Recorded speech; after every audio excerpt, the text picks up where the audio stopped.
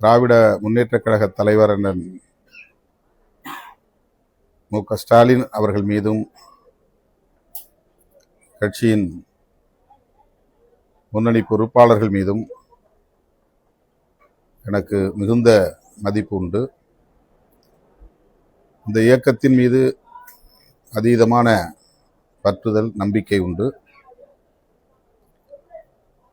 விடுதலை சிறுத்தைகளும் திராவிட முன்னேற்றக் கழகமும் எந்த அளவுக்கு கொள்கை புரிதலோடு கைகோர்த்து களமாடி இருக்கிறோம் என்பதை நாடு அறியும். இந்த முடிவை நாங்கள் மேற்கொள்வதற்கு தனிப்பட்ட முறையில் தன்னலம் அல்லது பதவி ஆசை என்கிற காரணிகள் முதன்மையானவை அல்ல. தமிழகத்தில் ஏற்பட்டிருக்கிற அரசியல் நெருக்கடிதான் காரணம் என்பதை மேனாள் முதல்வர் அண்ணன் ஸ்டாலின் அவர்கள் நன்கு அறிவார்.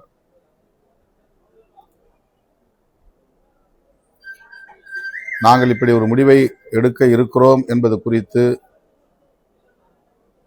அவரிடத்திலே வெளிப்படையாக நாங்கள் மனம் திறந்து பேசியிருக்கிறோம். கம்யூனிஸ்ட் கட்சிகள் என்ன முடிவை எடுக்கிறார்களோ அதை ஒட்டி விடுதலை சிறுத்தைகளும் முடிவை எடுக்க திட்டமிட்டிருக்கிறோம் என்று நான் ஊடகங்களின் வாயிலாக சொன்னது மட்டுமில்லாமல் அவரிடத்திலே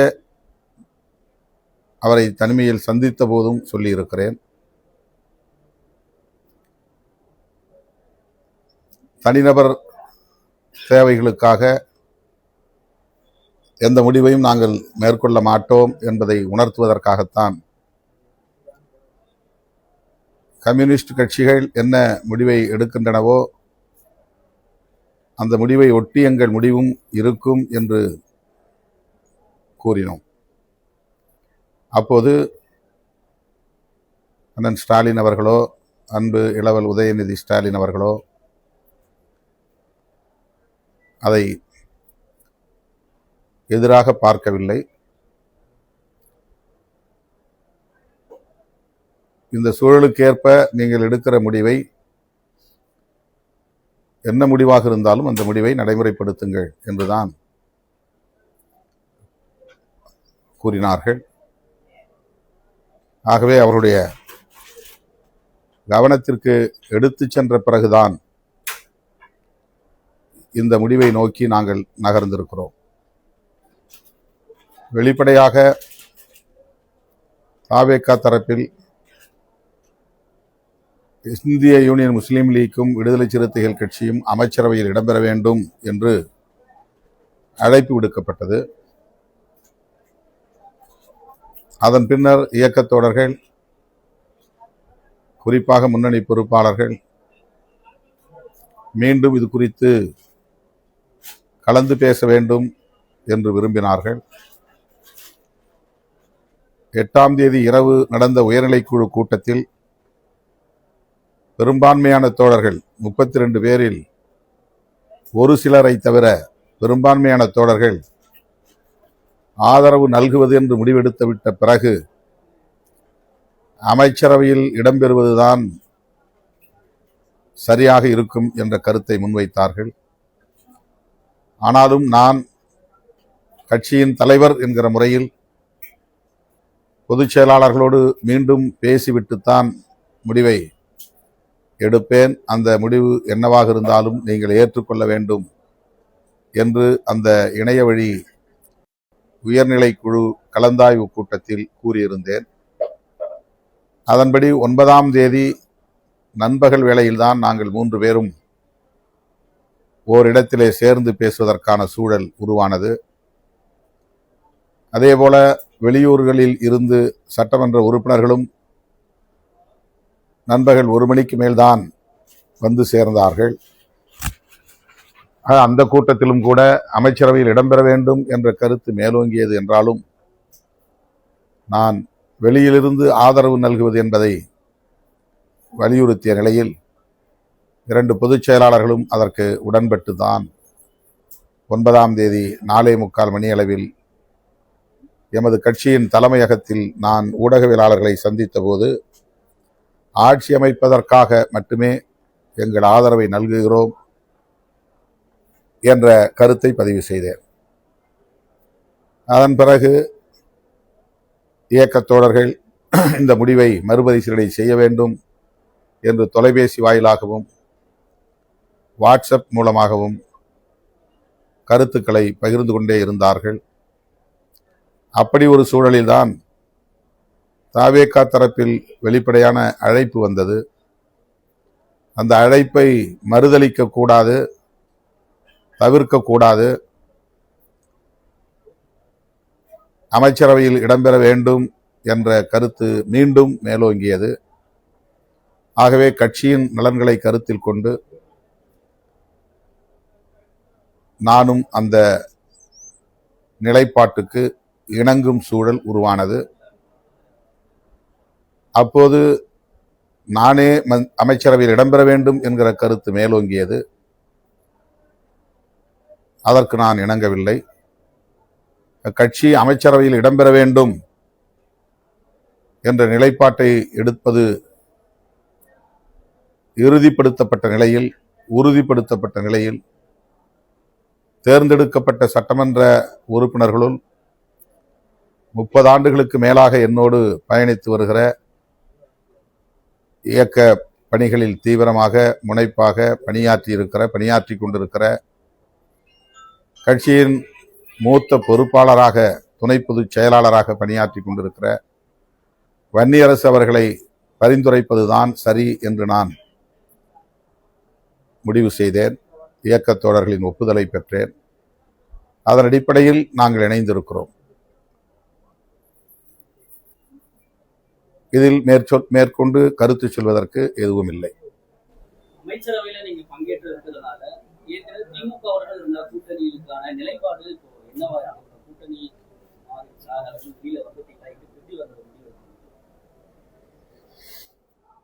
தேர்தல் நேரங்களில் தான் நாம் தேர்தல் தொடர்பான கூட்டணி தொடர்பான முடிவுகளை எடுப்பது வழக்கம். யாரோடு சேர்ந்து பணியாற்றினாலும் களமாடினாலும் தேர்தல் தொடர்பாக தேர்தல் நேரத்தில் தான் முடிவெடுப்போம். கடந்த காலங்களில் நாங்கள் தொடர்ந்து திராவிட முன்னேற்றக் கழகத்தின் தலைமையிலான மதசார்பற்ற முற்போக்கு கூட்டணியில் இடம்பெற்றோம். அது நீடிக்க வேண்டும், அது வலுப்பெற வேண்டும் என்பதற்காக தேர்தலுக்கு முந்தைய காலத்தில் என்னாலான அனைத்து முயற்சிகளையும் மேற்கொண்டேன், பங்களிப்பையும் செய்தேன். என்னை ஒரு துருப்புச் சீட்டாக பயன்படுத்தி திராவிட முன்னேற்றக் கழகத்தின் தலைமையிலான மதசார்பற்ற முற்போக்கு கூட்டணியை சிதறடிப்பதற்கு பல முனைகளில் இருந்தும் பல தரப்பினர் பல்வேறு முயற்சிகளை, பகீரத முயற்சிகளை மேற்கொண்டார்கள். அதற்கு கிஞ்சித்தும் இணங்காமல் நான் உறுதியாக நின்று திராவிட முன்னேற்றக் கழகத்தின் தலைமையிலான மதசார்பற்ற முற்போக்கு கூட்டணியை பலவீனப்படுத்த ஒருபோதும் நான் இடம் தர மாட்டேன் என்பதை நடைமுறைப்படுத்தி காட்டினேன்.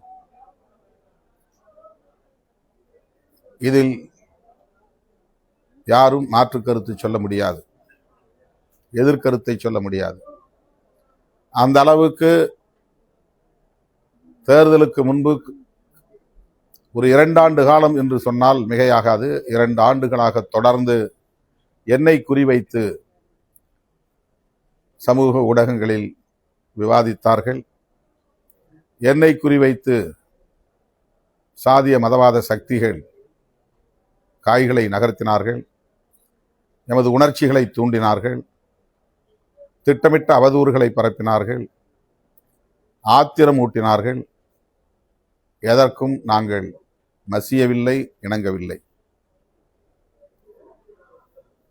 திமுக கூட்டணி வலுவாக இருக்க வேண்டும், மீண்டும் வெற்றி பெற வேண்டும் என்பதற்காக எந்த அளவுக்கு திமுக தலைவருக்கு என்னால் உறுதுணையாக இருக்க முடியுமோ அந்த அளவுக்கு நான் உறுதுணையாக இருந்திருக்கிறேன். அதன் பின்னர் இந்த கூட்டணியை, தேர்தல் முடிவுகளுக்கு பின்னர் இந்த கூட்டணியை என்னால் காப்பாற்றும் அளவுக்கான வலிமை இல்லை. காங்கிரஸ் எடுத்த முடிவை தடுக்கிற வலிமை எனக்கு இல்லை. கம்யூனிஸ்ட் கட்சிகள் எடுத்த முடிவை நிறுத்த எனக்கு வலிமை இல்லை. அதேபோல இந்திய யூனியன் முஸ்லீம் லீக் கட்சியின் நிலைப்பாட்டுக்குள் என்னால் தலையீடு செய்ய முடியாது. இன்றைக்கு சமூக ஊடகங்களில் விவாதிக்கக்கூடியவர்கள் மீண்டும் என்னை மட்டுமே குறிவைத்து கடுமையான விமர்சனங்களை, அவதூறு கணைகளை ஏவுவது ஏன் என்று என்னால் விளங்கிக் கொள்ள முடியவில்லை. தேர்தலுக்கு முன்னால் அந்த கூட்டணியை காப்பாற்றுவதற்கு என் வலிமைக்கேற்ப என்னுடைய முயற்சிகளை நான் மேற்கொண்டிருக்கிறேன். என்னையே ஒரு ஆயுதமாக பயன்படுத்தி, என்னையே ஒரு கருவியாக பயன்படுத்தி அந்த கூட்டணியை பலவீனப்படுத்துவதற்கு மேற்கொள்ளப்பட்ட அனைத்து முயற்சிகளையும், சதி முயற்சிகளையும் நான் முறியடித்திருக்கிறேன். தேர்தலுக்கு பின்னர் அந்த கூட்டணியை கட்டுக்கோப்பாக வைத்திருப்பதற்கு, காப்பதற்கு, பாதுகாப்பதற்கு எனக்கு எந்த முகாந்திரமும் இல்லை. நான் கூட்டணி தலைவராக இல்லை, அல்லது கூட்டணி கட்சிகளை காப்பாற்றுகிற அளவுக்கான ஆளுமை பெற்றவனாகவும் இல்லை.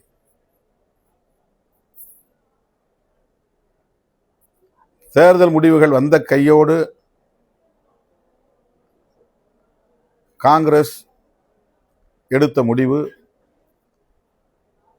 அதனையொட்டி அடுத்து நிகழ்ந்த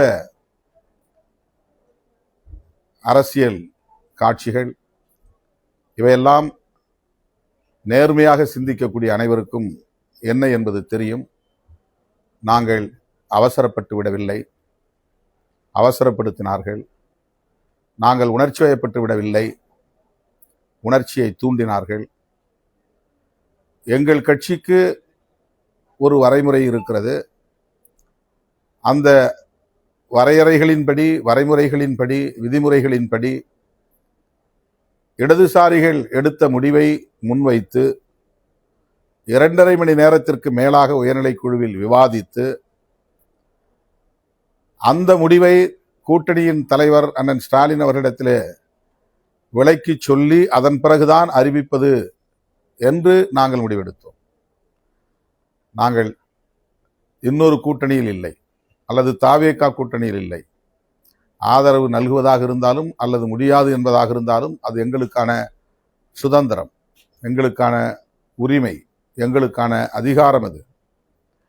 ஆனால் பலரும் வெளியிலிருந்து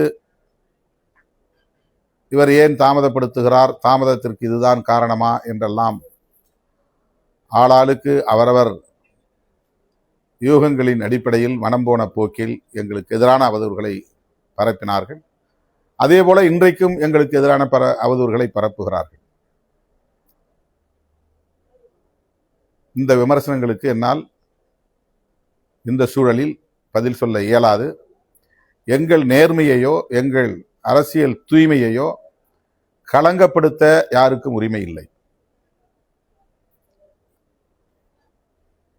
ஒரு கட்சியை உருவாக்கி அந்த கட்சியை கட்டுக்கோப்பாக பல 10 ஆண்டுகள் வெற்றிகரமாக வழிநடத்துவது என்பது அவ்வளவு இலகுவான ஒரு காரியம் இல்லை. நான் ஏற்கனவே சொல்லி இருக்கிறேன், நான் ஒரு ஆட்டோகிராட் அல்ல, டெமோக்ராட். எங்களுடைய தோழர்களுக்கு எந்த அளவுக்கு அரசியல் புரிதல் இருக்கிறது என்பது வேறு விவகாரம், ஆளுமை திறன் இருக்கிறது என்பது வேறு விவகாரம்.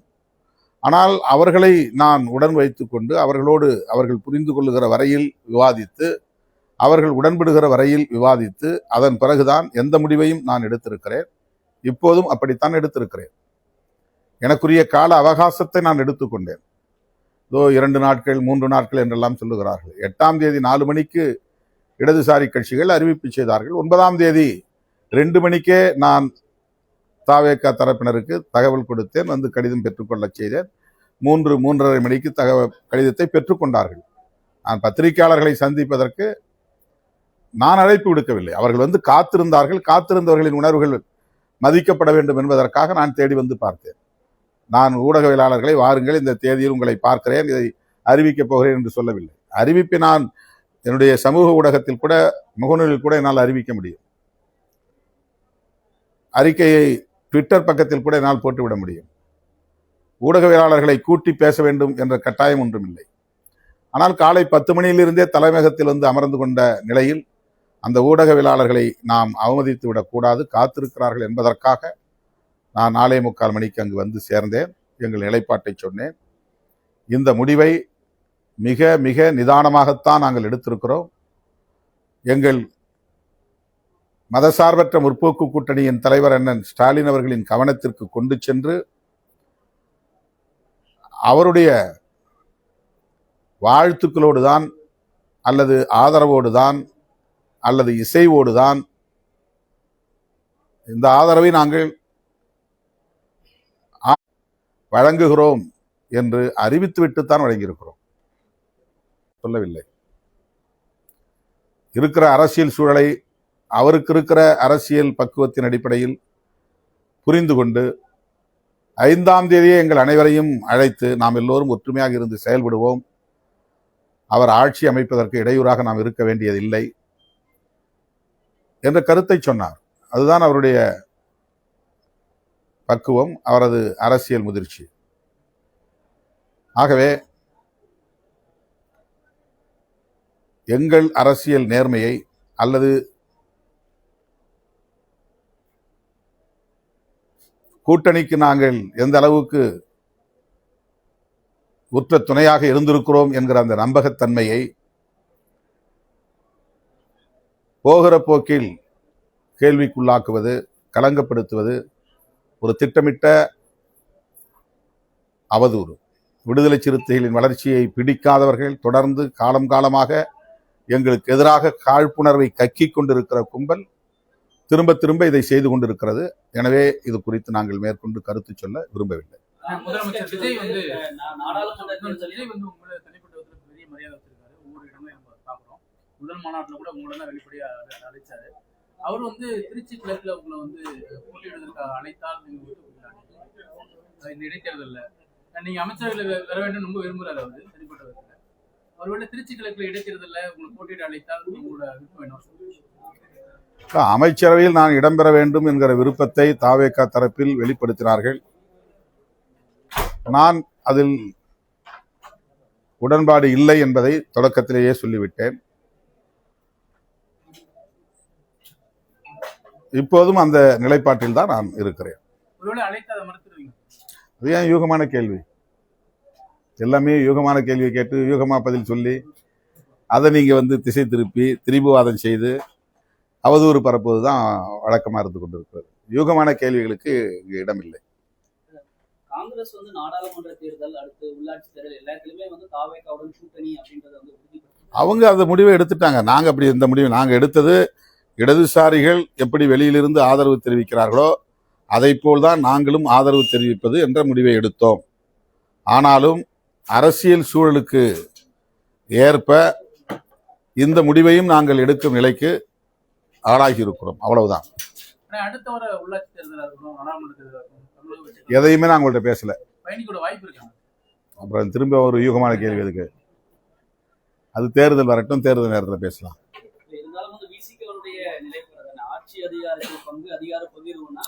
அதை சொல்லிதான் எங்க தோழர்கள் மீண்டும் அந்த அமைச்சரவையில் சேரணுங்கிற கருத்தை, அந்த விவாதத்தை மீண்டும் தொடங்கினாங்க. நீங்க வந்து அதிகார பகிர்வுங்கிறது வந்து பல ஆண்டுகளாக சொல்லிக்கிட்டு இருக்கிறீங்க. இப்போ ஒரு கோயலிஷன், அதாவது ஒரு கூட்டணி ஆட்சி முறை இங்கே வந்து காலத்தின் கட்டாயம் உருவாகி இருக்கிறது. நான் என்னுடைய தேர்தல் முடிவு வெளியான உடனே என்னுடைய அறிக்கையில் அதான் சொன்னேன்.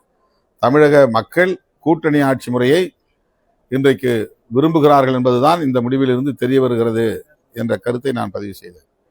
எனவே தலைவர் சொன்னதை நடைமுறைப்படுத்துங்கள் என்று எங்கள் இயக்கத்தின் முன்னணி பொறுப்பாளர்கள் அந்த விவாதத்தை மறுபடியும் தொடங்கி, கட்சியின் முடிவுக்கு தலைமை கட்டுப்படுவதும் ஒரு ஜனநாயகத்தின் ஒரு அம்சம்தான். எப்படி தலைவர் எடுக்கிற முடிவை கட்சி கட்டுப்பட்டு நடைமுறைப்படுத்துகிறதோ அதே போல கட்சியில் உள்ள பெரும்பான்மையான தோழர்கள் எடுக்கிற முடிவுக்கு தலைமை உடன்படுவது என்பதும் ஜனநாயக கூறுகளுள் ஒன்று. ஆக கட்சியில் உள்ள பெரும்பாலானோர் இந்த அமைச்சரவையில் இடம்பெற வேண்டும், அதுவும் கட்சி தலைவராகிய நீங்களே இடம்பெற வேண்டும் என்று வலியுறுத்திய போது தனிப்பட்ட முறையில் என் தொடர்பான முடிவை நான் வலுவாக எடுக்க முடியும். கட்சி தொடர்பான முடிவை மறுதலித்து என் முடிவை திணிப்பது என்பது ஜனநாயகமாக இருக்க முடியாது. ஆகவே கட்சியின் பெரும்பாலான தோழர்கள் அமைச்சரவையில் இடம்பெறுவது என்பது காலத்தின் கட்டாயம். இதுவரையில் தமிழக அரசியல் களத்தில் கூட்டணி ஆட்சி முறை உருவானதில்லை. அது முதல் வாய்ப்பு. இதுவரையில் ஒரு அம்பேத்கர் இயக்கம் அமைச்சரவையில் பங்கேற்பதற்கான ஒரு வாய்ப்பு உருவாகவில்லை. இப்போது உருவாகி இருக்கிறது. இது இரண்டாவது ஒரு மாற்றம். இதை உங்களுடைய ஈகோவுக்காக, அதாவது தனிப்பட்ட முறையிலே தலைவர் அமைச்சர்கள் இடம்பெற வேண்டாம் என்று எடுத்திருக்கிற அந்த முடிவுக்காக இந்த வாய்ப்பை மறுதளிப்பது ஏற்புடையது அல்ல என்ற கருத்தை முன்னணி பொறுப்பாளர்கள் பலரும் வற்புறுத்திய நிலையில் இந்த நேரத்தில் கட்சிக்கு கட்டுப்படுவது என்னுடைய பொறுப்பு. தேர்தல் அரசியலே வேண்டாம் என்று நான் இருந்த காலத்தில் 1999 தேர்தல் அரசியலில் ஈடுபட வேண்டும் என்று பெரும்பாலான தோழர்கள் சொன்னபோது நான் சில மாதங்கள் வரையில் அதை தள்ளி போட்டேன். பொறுமையாக உணர்ச்சி வயப்பட்டு முடிவெடுக்க வேண்டாம், நாம் தேர்தல் அரசியலில் ஈடுபட வேண்டாம் என்று 10 ஆண்டு காலம் தேர்தல் அரசியல் வேண்டாம் என்று இருந்த இந்த இயக்கம் 10 ஆண்டுகள் கழித்து தேர்தலில் ஈடுபட வேண்டும் என்ற கருத்தை முன்வைத்த போது உடனடியாக அதை என்னால் ஏற்றுக்கொள்ள முடியாமல் சில மாதங்கள் தள்ளி போட்டு மீண்டும் மீண்டும் பேசித்தான் கட்சி எடுத்த முடிவை நான் ஏற்றுக்கொண்டேன். அதே போல இன்றைக்கும் கட்சியில் உள்ள பெரும்பாலான தோழர்கள் எடுத்த முடிவுதான் கட்சி முடிவு. எனக்கு வெளியிலிருந்து ஆதரவு அளிப்பது என்பதுதான் விருப்பம், அதுதான் என்னுடைய தனிப்பட்ட முடிவு. ஆனால் கட்சி அதை தாண்டி சிந்திக்கிற போது கட்சியின் முடிவுக்கு கட்டுப்பட வேண்டியது கட்சியின் தலைவராக இருந்தாலும் கட்சியின் உறுப்பினர் என்கிற அந்த நிலையிலிருந்து, நானும் ஒரு உறுப்பினர் என்கிற நிலையிலிருந்து அந்த முடிவுக்கு நான் இணங்கி இருக்கிறேன். அவ்வளவுதான்.